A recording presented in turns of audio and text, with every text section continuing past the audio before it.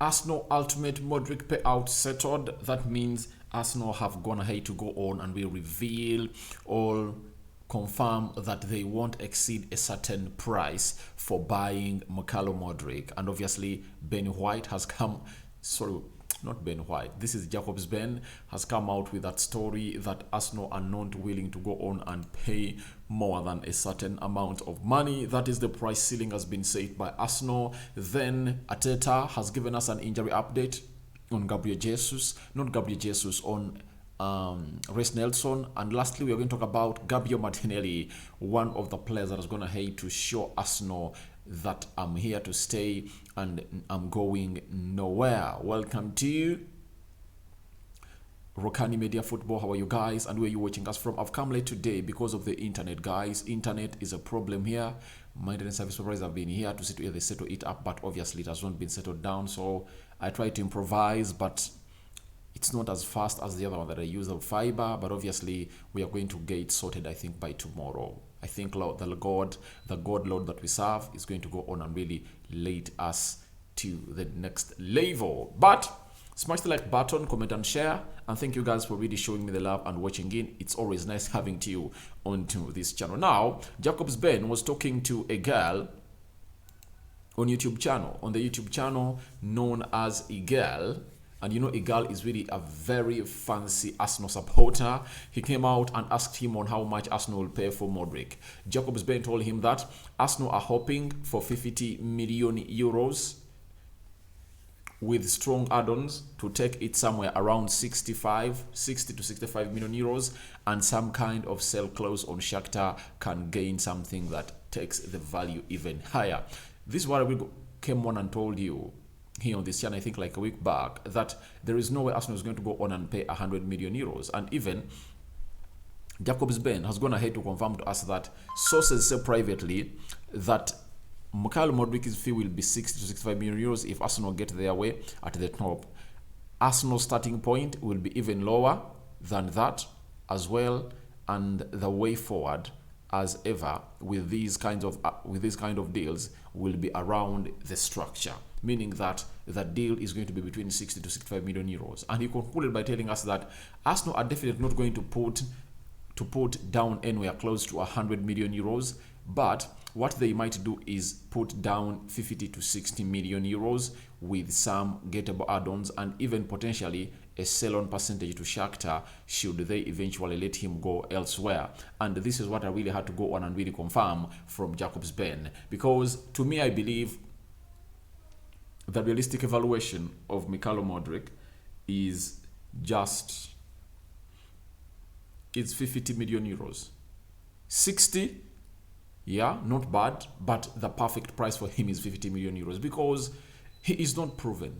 He is not the next thing. He is not this wonder kid that everyone is talking about. Because if at all he was really all so special to be bought at 100 million euros, I believe it wouldn't have been only Arsenal in the top tier teams that is really chasing for his signature. I would have seen the likes of Barcelona, Real Madrid, Bayern Munich, PSG, Manchester United, Chelsea, Man City, Liverpool. All the cream de la cream clubs around Europe would have been chasing for the signature of this lad. But when you look at the other clubs that are really interested in Mykhailo Mudryk, we have, is it Southampton, there is Everton, Leeds. You get, those are the kind of clubs that are into the battle for this player. If it was all that, if it was all that special, you get, like they did for Lionel Messi. You remember what Barcelona did for Lionel Messi at the age of 11 when they got him from Argentina. Even how Barcelona signed Neymar. Neymar was a proven player. Look at this Endrick guy that Real Madrid has just signed. He's really a special player. At the age of 16, you see that he's really a very good striker and his finishing is out of this world. But I'm not undermining the efforts of Mykhailo Mudryk. Mykhailo Mudryk is a wonder kid, but he's not that exceptional wonder kid. That's it. He's really special, good player. I rate him, but he's not all that special to a level that he is going to attract all attention from all big clubs. That's why it is that Arsenal are in this sorely. No other club can go on and really go into outbid Arsenal because they look at that as a ridiculous price to go on and really pay for that player. But because Arsenal know his potential and they look at his trajectory and his ceiling being high, they have gone ahead to go on and say we can cough out between 50 to 65 million euros to see to it that we really sign in a player known as Mikhail Mudryk. So that is the price ceiling set. Arsenal's price ceiling for Mikhail Mudryk has been set, and obviously he is telling us that 60 to 65 million euros, but Arsenal considering to first make a bid of 50 million euros to see to it that they start negotiations from there. But I believe it's going to be an absolute buy for Arsenal because Mudryk is really a very good kind of player. Now, after that story, we are having a story coming in from, oh my God, coming in from, is it at Sports? They are telling us that Gabriel Martinelli has done something to Arsenal to show to them that I'm 100% committed to go on and really be at your club. Barcelona had asked about Martinelli since he finished his contract, since he was to finish his contract in 2024 and was followed during the World Cup, but he wants to stay at Arsenal. And he has also gone ahead to agree a new deal with Arsenal. I think it's going to be a 4-year deal where he's going to be earning between £180,000 a week to £200,000 a week. Now, that is a proper commitment to Arsenal. You see, this is what you should appreciate your team with. If a team has really pampered you and held you from the player that you are to a player that you've turned in, you have to at least pay a little bit back price to them. Martinelli was bought from the 4th or 5th league of Brazil, brought in at Arsenal, I think was it 2017, 2018, and after here we are in 2022, he's playing at the World Cup, playing at the top level of his career, scoring goals, putting in assists like no other, and obviously he's really one of those most rated talents at Arsenal. So Gabriel Martinelli is really a player that has gone ahead to snap Barcelona and say there is no way I'm not keeping myself at Arsenal. Barcelona, if you want me, maybe later, because you are known of killing talent. And this is what Barcelona does. Barcelona can have like 2 of the world's best players in the same position as their team. Now, if you have Ousmane Dembele, you have Rafinha, you have Ansu Fati, you have which other player they have that plays wide? Ferran Torres.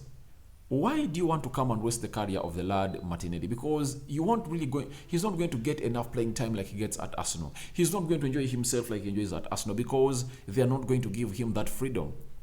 But at Arsenal, if Martinelli ups his game, he can become the main man even. And to become the main man is something simple.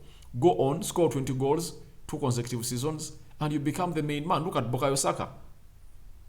What has he done to become the main man at Arsenal? Bukayo Saka has gone ahead to score, I think, is it 10 goals for the previous 2 seasons.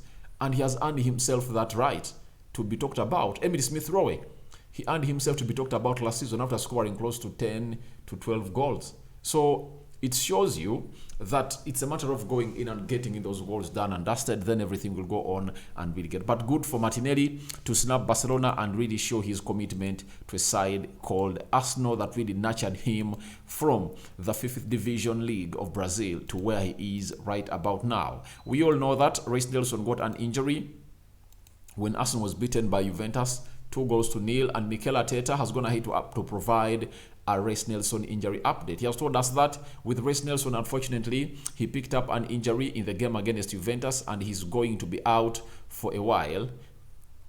I think. I'm talking about weeks, no matter of days, but it will be out for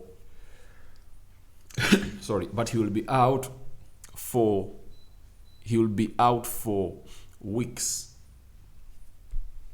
That is something hurting for Arsenal. Reason being, in this situation where you're losing very many players and others are really returning, you would like to see a player like Reiss Nelson, who came in through and scored a brace against Nottingham and obviously created 1 assist, 3 goal involvements in 1 game, to be available in like a game Arsenal is going to play against West Ham. Not so. You would love to see that. He would love to see that. But obviously, it's not the case. The player has not made it into the resumption of the Premier League because he got an injury against Juventus, and that's something very bad that you wouldn't like to see a player like Reiss Nelson, who is fighting for his position, all else get a loan, get an injury. You wouldn't like to find yourself in such a situation like that. Now he has concluded and told us that is Mikel Arteta, that let's see how he reacts to the next few days, but he felt something straight away, and with sprinters, that's not a good sign. So that's what we had for you today. Tell me what you think about Arsenal's price ceiling for Mudryk set. And obviously, tell me what you think about Gabriel Martinelli snubbing Barcelona. And obviously, the update that Mikel Arteta has given us on a player of Arsenal called Reiss Nelson. Guys, thank you for watching in through. I'm sure I'm going to go in and bring in more stories, but keep it Rokani Media Football. Remember, there is a Carabao Cup game today, Man City versus Liverpool. I think I'm going to come up with the match reaction. That game is done. And obviously, I'll present to you the draw of the entire Carabao Cup for the quarterfinal. Manchester United is out, is in. Leicester City, Charlton, there is Nottingham Forest, Wolverhampton Wanderers, Newcastle, and Southampton. Now we are left with one team that's going to win between Man City and Liverpool. Whoever wins there, we are going to go on and see where things are going to be settled, because the draw is going to be conducted immediately, and obviously we are going to see who is playing who on the 7th of January. That's going to be the quarterfinal of the Carabao Cup. Rokani David is my name. Thank you for watching in through. Don't forget to subscribe to our channel so as not to miss out on the stories that we do upload in here on a daily. And obviously, we sign out. May the Almighty Lord protect you abundantly. It's chilly here, it's cold, but I'm trying to find a way of really bringing you these stories to our total of 3 on a daily. I'm returning in a jiffy.